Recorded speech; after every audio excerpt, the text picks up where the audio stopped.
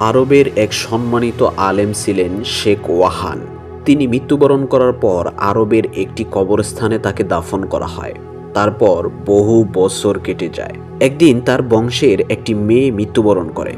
পরিবার সিদ্ধান্ত নেয়, যেহেতু আলেমের কবরটি বহু পুরনো, তাই সেই কবরের মধ্যেই এই মেয়েটিকে দাফন করা হবে। তারা আলেমের কবর খুঁড়ে হাড়গোড়গুলো ফেলে দিয়ে মেয়েটির লাশ নামানোর প্রস্তুতি নিল। কিন্তু আশ্চর্য, তারা দেখতে পেল কবরে একদম নতুন একটি লাশ রয়েছে। দেখে মনে হচ্ছে মাত্র কিছুক্ষণ আগে লাশটি দাফন করা হয়েছে। কিন্তু এটি তো সে আলেমের লাশ নয়, বরং একজন মহিলার লাশ। আরও আশ্চর্যের বিষয় হলো, লাশটি একদমই আরবদের মতো নয়, বরং একজন ইউরোপীয় মহিলার লাশ। এই বিষয়টি পুরো আরবে হইচই ফেলে দেয়। যেহেতু তখন হজের মৌসুম চলছিল, তাই বিভিন্ন দেশের হাজিরা ঘটনাটি জানতে পারে। কবরে দেখতে আসে যে আসলেই ঘটনাটি কি। তখন একজন ইউরোপীয় হাজি এসে লাশটিকে দেখে চিনে ফেলে।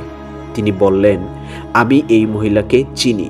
ইউরোপে আমাদের এলাকায় সে একটি সম্ভ্রান্ত প্রভাবশালী পরিবারের মেয়ে ছিল। আমি তাদের বাড়ির পাশেই চাকরি করতাম। সে আমার আচার ব্যবহার দেখে মুগ্ধ হয়, এবং যেহেতু সে একজন খ্রিস্টান এবং আমি একজন মুসলমান, তাই ইসলাম সম্পর্কে সেই মেয়েটি জানতে চায়। তারপর ধীরে ধীরে আমি তাকে ইসলাম সম্পর্কে জানাই। এক পর্যায়ে সে ইসলামের প্রতি আকৃষ্ট হয় এবং ইসলাম ধর্ম গ্রহণ করার জন্য আমার কাছে আকুতি জানায়। তারপর আমি তাকে কালিমা পড়িয়ে মুসলমান বানাই। পরবর্তীতে ইসলাম ধর্ম গ্রহণ করার বিষয়টি তার পরিবারের লোকদেরকে সে জানাতে চায়, কিন্তু আমি ইসলাম ধর্ম গ্রহণের বিষয়টি প্রকাশ করতে নিষেধ করি, কারণ তার পরিবার ছিল প্রভাবশালী খ্রিস্টান পরিবার। তারা যদি জানতে পারে মেয়েটি আমার মাধ্যমে ইসলাম ধর্ম গ্রহণ করেছে, তাহলে তারা আমাকে মেরে ফেলতে পারে। তাই সে গোপনেই মুসলিম রয়ে যায়, কারো কাছে ইসলাম ধর্ম গ্রহণ করার বিষয়টি প্রকাশ করে না। কিছুদিন পর সেই মেয়েটি অসুস্থ হয়ে মৃত্যুবরণ করে। তার পরিবার খ্রিস্টান রীতিতে তাকে কবর দেয়। তার মুসলমান হওয়ার বিষয়টি আমি ছাড়া অন্য কেউ জানতো না, কিন্তু আমি তখন কিছুই করতে পারিনি, শুধু দূর থেকে চোখের পানি ফেলেছি এবং অনেক কষ্ট পেয়েছি। এক পর্যায়ে আমি কষ্টের কারণে সেই চাকরি ছেড়ে চলে যাই এবং অন্য এক জায়গায় চাকরি নেই। তারপর আল্লাহ তাআলা আমার রিজিকের মধ্যে বরকত দান করেন এবং আমাকে আল্লাহ তাআলা অনেক টাকা পয়সা এবং সম্পদ দান করেন। তাই আমি এই বছর হজ করার জন্য এসেছি এবং আপনাদের এই ঘটনাটি শুনে এখানে এসে মেয়েটিকে দেখে আমি চিনে ফেলেছি।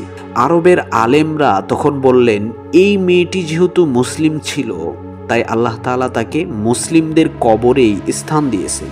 তবে প্রশ্ন হলো, শেখ ওয়াহানের লাশ কোথায় গেল? তাদের সন্দেহ হলো, সম্ভবত ইউরোপে সেই মেয়েটির কবরে কোনো রহস্য আছে। ইউরোপিয়ান সেই হাজিকে বলা হলো হজ শেষে ফিরে গিয়ে তা খুঁজে দেখতে, যে সেই মেয়েটির কবরে এই আলেমের লাশ আছে কিনা, এবং আলেম সম্পর্কে বিস্তারিত তাকে জানিয়ে দেওয়া হলো।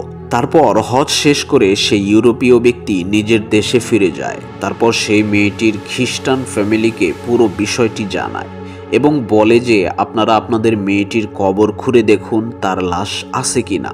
প্রথমে পরিবারের লোকজন রাজি হয়নি, পরবর্তীতে একসময় রাজি হয়ে যায় এবং পরিবারের অনুমতি নিয়ে সে কবর খনন করা শুরু করে দেয়। কবর খনন করলে তারা দেখতে পেল আশ্চর্যজনক একটি বিষয়। কবরের ভেতরে তাদের মেয়েটির লাশ নেই, বরং সেখানে রয়েছে এক মুসলমান পুরুষের লাশ, দাড়িওয়ালা এক আলেমের লাশ। এই সংবাদ সে সৌদি আরবে লিখে পাঠায়। আলেমরা বিষয়টি নিয়ে গবেষণা শুরু করেন। পরে তারা জানতে পারেন শেখ ওয়াহান একজন ভালো মানের আলেম ছিলেন। নামাজ রোজা সব কিছুই সঠিকভাবে করতেন, মানুষের হকও সঠিকভাবে আদায় করতেন, তার কোনো সমস্যা ছিল না। কিন্তু তার স্ত্রী গোপন তথ্য প্রকাশ করলেন।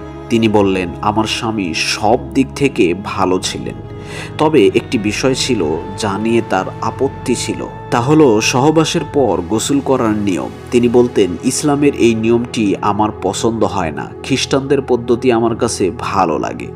তখন আলেমরা বুঝলেন এই সামান্য অবজ্ঞার কারণেই আল্লাহ তাআলা তার লাশ মুসলিম কবর থেকে সরিয়ে খ্রিস্টান কবরস্থানে রেখে দিয়েছেন। প্রিয় বন্ধুরা, আমরা সবসময়ই মনে করি ছোট্ট কিছু অবহেলা করলে কোনো সমস্যা হবে না, কিন্তু আল্লাহ তাআলার কাছে প্রতিটি মুহূর্ত, প্রতিটি বিধান অনেক অনেক গুরুত্বপূর্ণ।